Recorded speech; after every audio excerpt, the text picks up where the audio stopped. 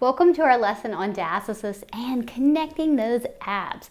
I'm so excited to have you here for this lesson. So we're going to review a bit of anatomy and look at more of a whole body approach for helping diastasis, not just focus here. So I'm going to assume that you know what a diastasis recti is and how to check for it, so we can go ahead and move beyond the basics. But if you'd like a quick review on that, please look at the resources at the bottom of this page underneath the video. I've got an easy to follow video for you to learn how to check a diastasis and measure progress and different strategies to try. So pause this, review checking for a diastasis, and then come back and join us here so we can dive in a little deeper. When we think about a diastasis, we think about a thinning of the fascia between our two rectus muscle bellies. The thing to keep in mind is that we have two different sets of abdominal muscles on each side, just like our two different biceps on each arm. So our abs are not always the same strength or length from side to side. Our rectus muscles, the six-pack muscles that run up and down the front, two different rectus bellies, two different muscles. In between those rectus muscles, we have fascia that connects the two sides. Everyone should have at least a little bit of a gap between these rectus muscle bellies because there is a fascial band there. Same thing here, TAs, obliques, two different on either side. So this is completely normal, and you should have that small gap that's there. It will be the degree of the gap and the firmness that we're looking at to determine if it is actually a significant diastasis. A little side note to keep in mind, most kids have a diastasis as well. It's also completely normal and part of our developmental process as we work on gaining abdominal strength. So I think this is so cool when we look at diastasis recovery. So if you watch the average 1-year-old when they try to sit straight up, they're like a turtle on their back. It's so hard. They're going to have that gapping, sinking, or doming out of their midline if they try to sit straight up because they have a diastasis. They don't have that muscular development yet. All right, so it's absolutely nothing to worry about and usually something that goes away naturally as kids get older and stronger. So we can, however, take some of those childlike developmental concepts and apply them to adults to help make progress. So thinking along those lines can be really helpful for recovery. All right, but let's go back to anatomy review first, then we'll dive into some of those concepts and some great exercises.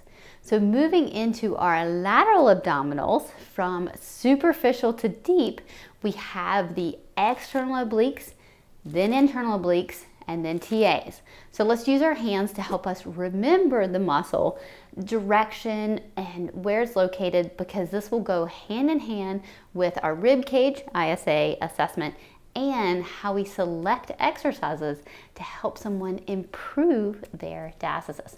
All right, so take your hands and pretend you're putting them into your front pockets, just high pockets. All right, so those are your external obliques. Now, scrunch one hand and move your body with it. Be the external oblique. All right, can you feel how if I use my right external oblique, it rotates me to the left, and vice versa? So can you feel that? So as we turn to the left, our right external obliques are concentrically working. Our left external obliques will eccentrically work depending on how we're loading. So in my field, figuring out what needs to lengthen with control can sometimes be more important than figuring out what needs to contract concentrically. Now, we're going to do the opposite for our internal obliques. Place your hands in your pockets, but like you're reaching for that secret opposite inside pocket. All right, so you're just gonna tuck it in there. Now, when you turn to the left, think about your internal obliques. Squish those fingers. What has to squish to turn to the left? Can you tell which side gets shorter? It's your left side, same side. So as I turn to the left, my left internal obliques concentrically contract. My right internal obliques eccentrically contract depending on the load. So being able to connect and perform a cross-body movement is so important for loading this midline fascia and those obliques. I also find that those who don't access their external obliques well have a lot of QL tightness. They tend to turn through their back instead of through their front. They may have one hip that likes to hike, back tightness, a big anterior tilt. You can see it, they're walking with their back. Okay, so when we think about putting tension on the midline for fascia, for spinal stability, we think about those transverse abdominals next. So those are our deepest abdominal muscles. They help run like a corset. So instead of moving us, they hold us still. They attach to our thoracolumbar fascia and then around into our linea alba in the front through that fascia. They connect into that fascial band that runs underneath our rectus muscle belly, making them the deepest abdominals. Our internal obliques, remember these guys, split with their attachment. Some run under the rectus, joining in with our TAs, hello stability from internal obliques, and some run above, joining with our external obliques, hello movement. So you've got the sandwiching of your rectus going on. And when we think about putting tension on that linea alba area, when our lateral abdominals contract, it puts tension, pulls, creating tension in the midline, particularly those TAs and internal obliques. So it pulls that tension and flattens the front abdominal wall. This tension widens but firms the linea alba. Narrowing the gap is the goal of the rectus abdominal belly. So when the rectus contracts, it pulls the muscles taut when it's contracting, pulling these two bellies, and when they pull, they kind of puff up, contracting, getting bigger, and this narrows that diastasis. But I typically see more abdominal doming and front belly distension with a rectus dominant pattern. So narrower isn't always a good thing.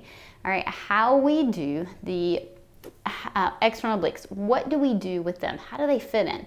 Well, they pull on that midline since they are lateral abdominal muscles, but it's how they attach to the rib cage that makes them particularly interesting for diastasis healing and how we're going to be able to use them. The external obliques narrow our infrasternal angle, okay, which can change the resting pressure on the midline of our diastasis. All right, so if you want to think about it that way, if you have a very wide ISA, let me see if I can widen this. There we go. You're going to have more room for pressure to build and escape from the front. So this is going to often put too much pressure on that front midline, improving the ISA angle so it dynamically moves in. You can see how I just moved mine in and out, move it out, makes for a great underlying respiratory system to support our core system. So having that dynamic ISA.